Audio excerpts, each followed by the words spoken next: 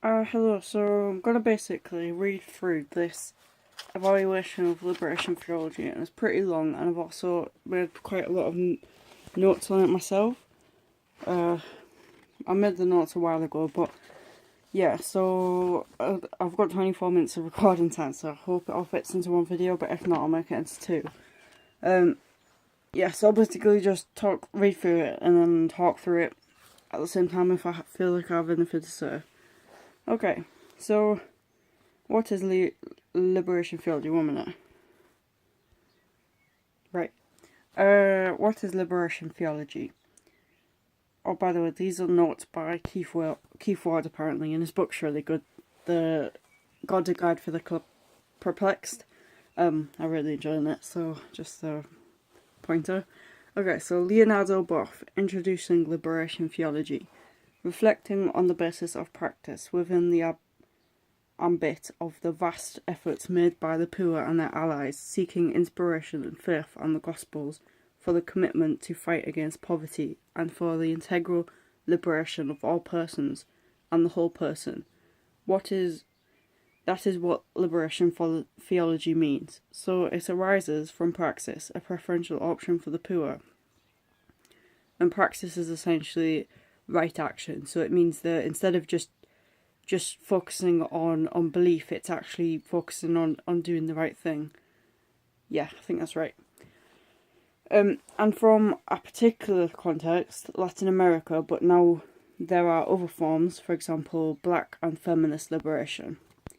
It aims at integral liberation, physical as well as spiritual, and to personal fulfillment for all, freedom from alienation and servitude. So the idea of being free from alienation and servitude is very similar to a Marxist idea, because he believed that the workers were alienated and marginalised, and that they needed to be, I guess, reintegrated into society and actually treated fairly and not exploited. So there's a very big similarity between liberation theology and Marxism, because, well, liberation theology was essentially influenced by Marxism, and it is a political movement, although it is a religious movement as well, because it does seem to have roots stemming back to the Gospels, which also advocated for a preferential option for the poor through the actions of Jesus. Michael Wilcoxon's book, Christian Theology, Part 2, 2011, provides an excellent account of liberation theology. Well, unfortunately, I haven't read that book, so I'm not going to be able to give an excellent account of liberation theology, but I think there might be some of it here, actually, and I'm assuming this is it. Okay, so background ideas and questions. Bible background. A key biblical event is the Exodus, escape from slavery into the land of milk and honey. Jesus proclaimed freedom for the oppressed, and the Magnificat says that the rich shall be thrown down and the poor raised up. This is also a major theme of the Beatitudes. Blessed are the poor. So liberation is a major biblical theme. So that links to what I was saying before about is liberation theology isn't just a spin-off from Marxism. It's actually the case that there is cases of liberation throughout the biblical scriptures. So it's not just a modern day thing. It's actually got roots in Christianity. Okay, so question: Is this liberation political or spiritual? Freedom from personal sin to be completed only beyond history. Jesus did not ever condemn slavery or oppose Roman oppression, and said, "My kingdom is not from this world." He argued for humane obedience to Torah, but never advocated revolution. Paul even said political powers are to be obeyed, since they are willed by God. But then, of course, what if the political powers become pathological, like, for example, with communism and with Nazism and Hitler? See, those are cases where the politics have actually it's extremely hard to argue that Nazism is a moral thing, that God actually allowing it to happen, because that puts extreme strain on God's attributes. So, although there are places within the scripture that says that you should obey the law, and Jesus saying that you should obey the Torah and be obedient to it, it's I don't know. Like perhaps sometimes it's not necessarily right to do what is being pushed by the political system within a particular society. And you can link that to Bonhoeffer as well, or I can't remember his quote exactly, but something like, it's not enough just to bandage the wounds of the victims who have been crushed by the wheels of injustice, but we have to actually put a spoke in the wheel itself, so we have to actively do something to stop oppression from happening. Okay, so question, is this liberation oh no, I've read that. On the other hand, if Christians gain political power, should they not liberate slaves and care for the poor? Liberation theologians must be integral. It must include liberation from hunger, slavery, and oppression, when that is possible. But does this suggest a specific political program, or is it just a desirable ideal, not wholly obtainable by any system? Well, it does seem to suggest a specific political program, and it does seem to be that one that's very similar to socialism or communism, because it says to liberate people from oppression, slavery, and hunger. And then after it's like, is it a desirable ideal not wholly obtainable by any system? And I would have to probably side with that, because I think it's extremely idealistic to assume that we can liberate everybody from hunger, poverty, and oppression, because people, well, I'm going to argue that it's good to be free, and if people are free, then they're able to make good and bad decisions. And if they're able to make good and bad decisions, then that's going to cause consequences within their lives, and that may mean that they're in a worse off position than other people, and that could include them being impoverished or hungry or oppressed.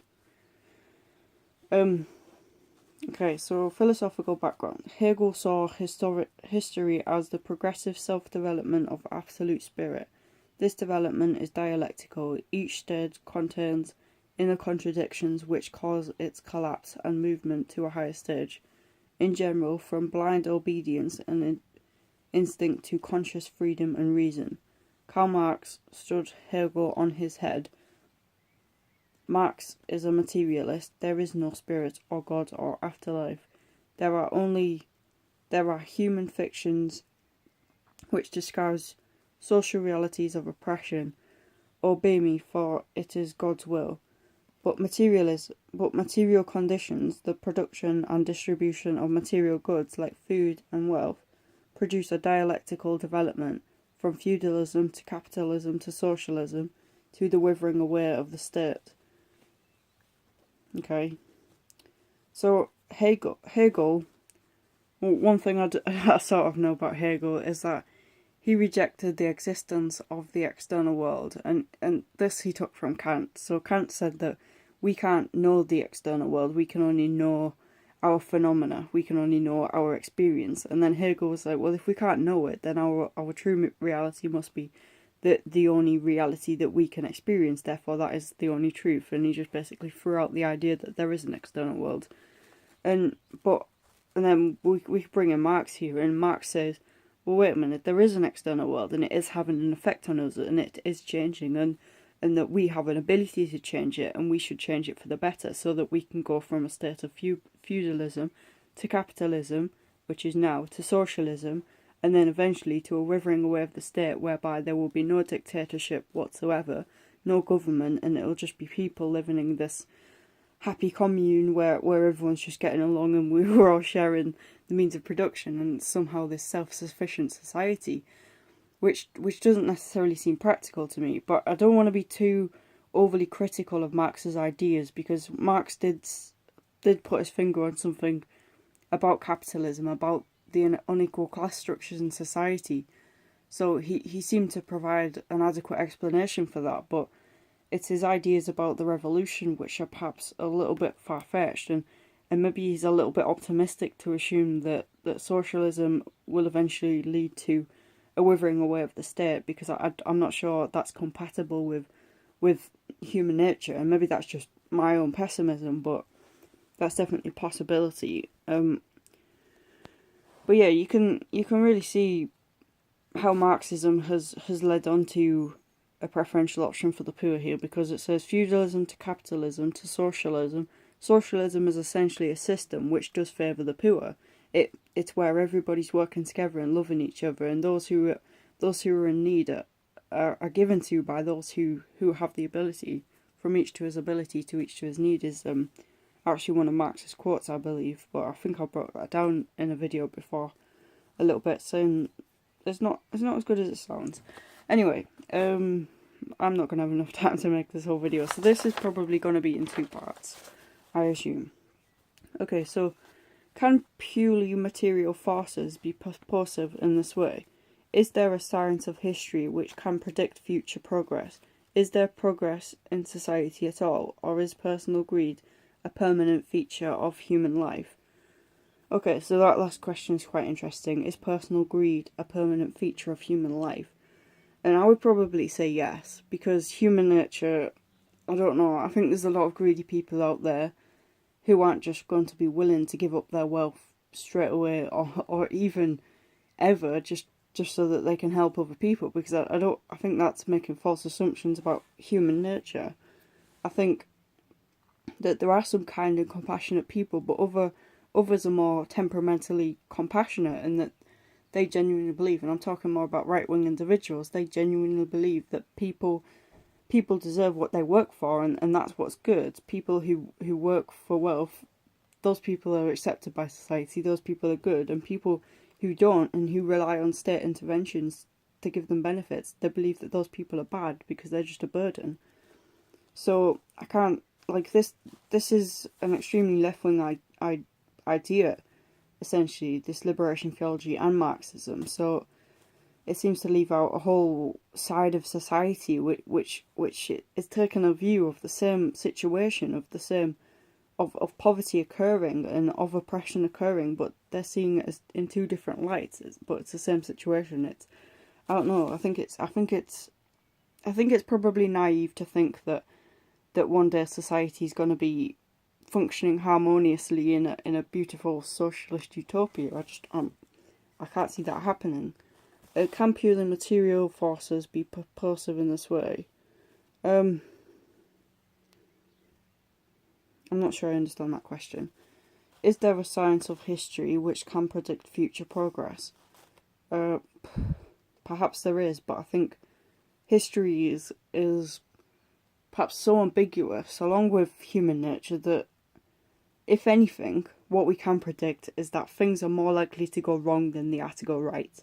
So Marx saying that one day things will become utopian, that's a little bit far-fetched for me. It's like, if you're gonna look at history, then surely you should conclude that a bad thing is more likely to happen than an amazingly perfect utopian society. So that's what I would have to say about that. I don't think things necessarily go in a set way, like feudalism, capitalism, socialism to no state at all. I don't think things work like that in life. And that's probably due to human nature, and maybe even down to some forces that we don't necessarily understand. Okay, so the dialectic of history is one of class conflict. At each stage, the oppressed class, who are alienated from their work, CF production lines, from other people by class divides,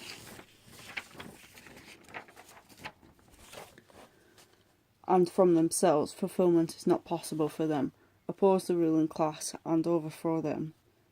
The final class of society, not a communist state, as there is no such thing, eliminates class division and gives to each to according to his need, from each to according to his ability.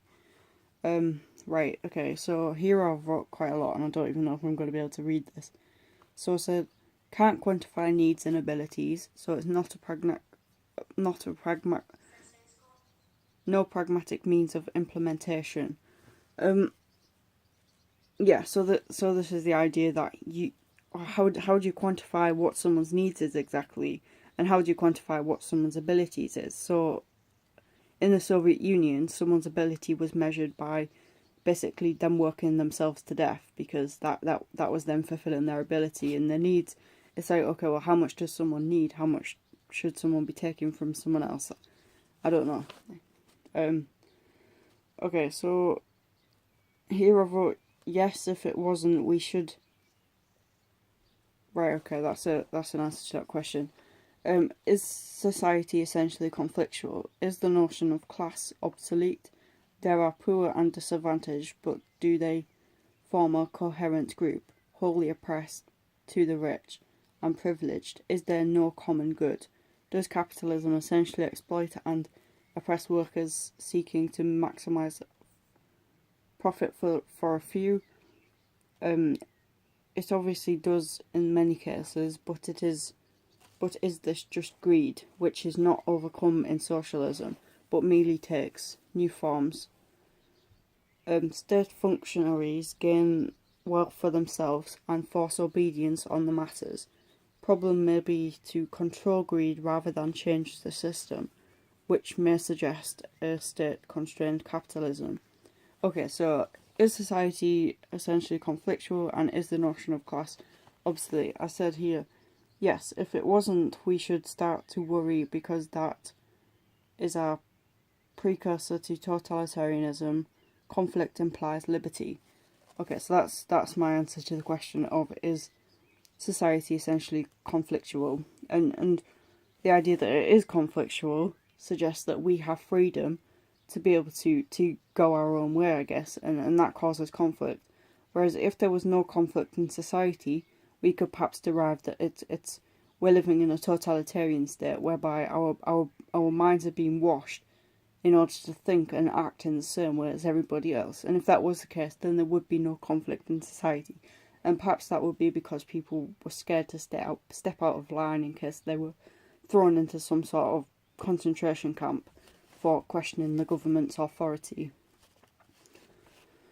And even in a totalitarian society, I would have to say that it was still conflictual also. So I don't think we can ever escape complete conflict in society, and I think there's probably more likely going to be conflict than not, and that's probably going to be a political conflict. And I think that conflict will even trickle down into a psychological conflict, because if you look at your own life, how often are you struggling with things? How often do you feel like you're in conflict with your views and your beliefs and all of these different things? And then imagine that on a societal level with multiple individuals put together. There's obviously going to be conflict there. So I think society is essentially conflictual, and from this we can derive that the idea of a utopian society whereby we have a preferential option for the poor and everybody is on an equal level and everybody's got the same amount of wealth, it's like, well, that's extremely idealistic, because I think there'll still be conflict even if we try to implement that sort of system, and every attempt to implement that sort of system has failed throughout the history. So why would we assume that it's gonna work in the future? Okay. Okay, I don't know exactly what this answer is to, but I've said, yes, intelligence is a better predictor of life success in a capitalist society, not class, and this isn't so bad.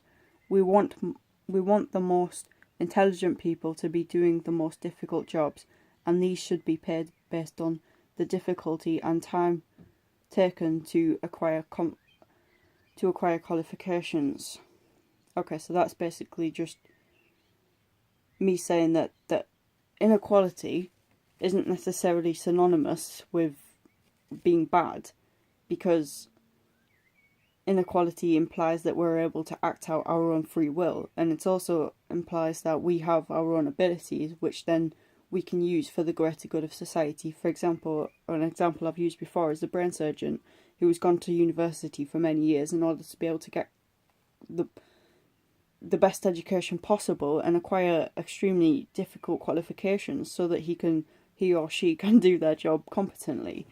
And yeah, I can't see that being the case in a Marxist or communist society, because that would rely on on doing that for the good of the people, rather than with the incentive of money in mind, because we don't necessarily know what drives people to go for those higher positions in society.